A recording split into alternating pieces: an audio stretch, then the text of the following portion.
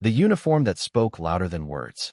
Natalie James never asked to become the center of a national conversation. At 34, she was an emergency room nurse, a single mother of two, and someone who had grown used to working in the shadows.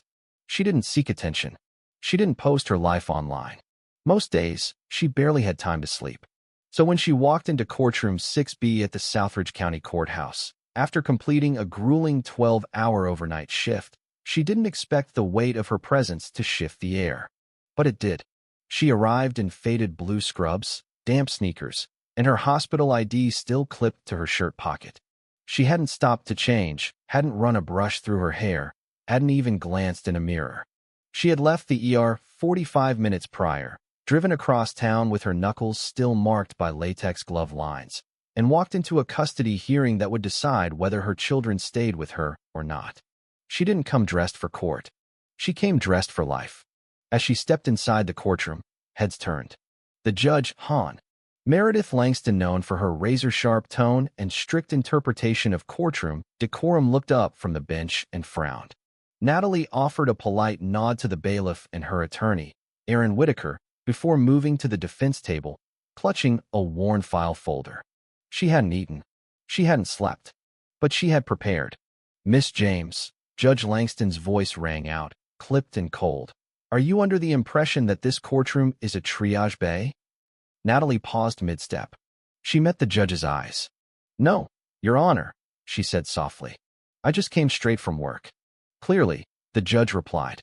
"This is not appropriate attire for court proceedings, especially one involving the well-being of children." Natalie opened her folder and said nothing. Aaron shifted beside her, clearly caught between defending her and respecting the judge's authority. She could feel eyes on her.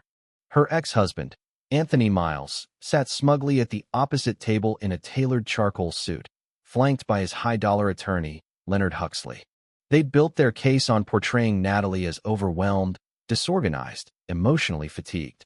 They cited her night shifts, claimed her work hours made her unavailable to be a present mother. What they didn't see, what no one in that courtroom knew, was what had happened just hours before. The blood on her cuff belonged to a 5-year-old girl pulled from a burning apartment. Natalie had been the one to insert the 4 while smoke still lingered on the child's skin. She'd held the girl's hand while a ventilator was prepped, whispered, "You're safe now," while trying not to cry. That shift hadn't ended when the clock did. It ended when the child opened her eyes. The judge continued speaking. "You stand here today asking this court to trust your judgment, and yet you arrive looking unprepared." Natalie inhaled once. She could feel the exhaustion pooling behind her eyes, but she didn't let it show. She raised her gaze and spoke clearly, quietly. "Your Honor, the scrubs I'm wearing still have the blood of a child I helped save this morning. I didn't come here unprepared. I came here having already proven that I show up when it matters." A hush fell over the room. Even the opposing counsel paused, uncertain. A woman in the gallery raised her phone and discreetly started recording. Natalie's voice didn't rise, but it carried. "I had time for one thing this morning: either change clothes or make sure a child didn't die alone. I chose the child." Silence. No rebuttal. No theatrical objection. Just the breathless, unexpected truth spoken plainly. Judge Langston blinked once, slowly. She said nothing more, simply gestured for the hearing to begin. Aaron leaned in and whispered, "You all right?" Natalie nodded. "Just tired." The proceedings continued. Huxley began his questioning with precision. "Miss James, can you confirm you worked a night shift before arriving here today?" Natalie answered, "Yes." "And you were aware of this court date in advance?" "Yes." He tilted his head. "So you prioritized your job over preparing for this hearing?" Natalie didn't flinch. "No. I prioritized being the kind of person I'd want caring for my child if she were ever in crisis." The gallery stirred. A few people murmured quietly. One nurse in the back row stood without a word and left the courtroom, returning 10 minutes later in full uniform. Throughout the morning, Natalie answered every question calmly. She submitted daycare receipts, text logs, a character statement from her supervisor. She didn't cry. She didn't appeal for sympathy. She just told the truth. Then, just before recess, a young boy entered the courtroom lobby. His name was Jordan. He'd nearly died 2 months ago from a seizure at a school soccer game. Natalie had been the nurse who stabilized him before paramedics arrived. Today, he wore a clip-on tie and held a folded note in both hands. When Natalie saw him, her breath caught. He said he wanted to come, his mother explained softly. He saw the video. Natalie took the note and tucked it into her folder.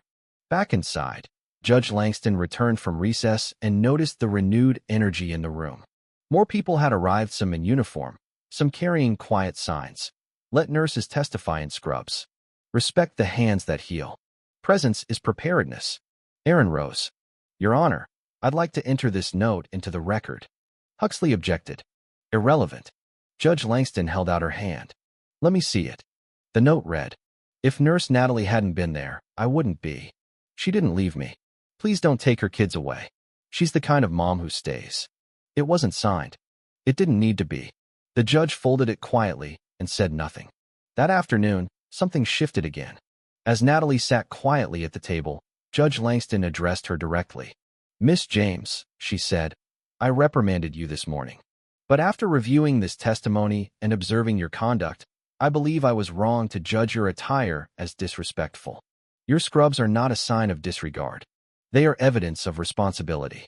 Natalie said nothing, but something behind her eyes softened. Before final arguments, Aaron declined to restate his case. Your Honor, he said simply, I believe the testimony and Miss James's presence speak for themselves. Surprisingly, Huxley did the same. The court has the evidence it needs, he said. We have no further statements. Judge Langston took a brief recess. When she returned, she carried only the note Jordan had written and a printout of the court transcript. This court, she began, recognizes the profound dedication and integrity of Miss Natalie James. In light of all testimony, I hereby grant full legal and physical custody to the respondent. No one clapped. No one cheered. The silence in the room was reverent. Natalie closed her eyes for a moment. She didn't cry. She just breathed. Outside the courthouse, over 100 nurses, paramedics, and doctors stood in silence. Some had driven hours to be there. They didn't chant or carry megaphones. They held stethoscopes in hand and ID badges over their hearts. A quiet wall of support. Natalie stepped out, and the crowd parted gently. Her daughter, Ava, ran into her arms. Did you win? She whispered.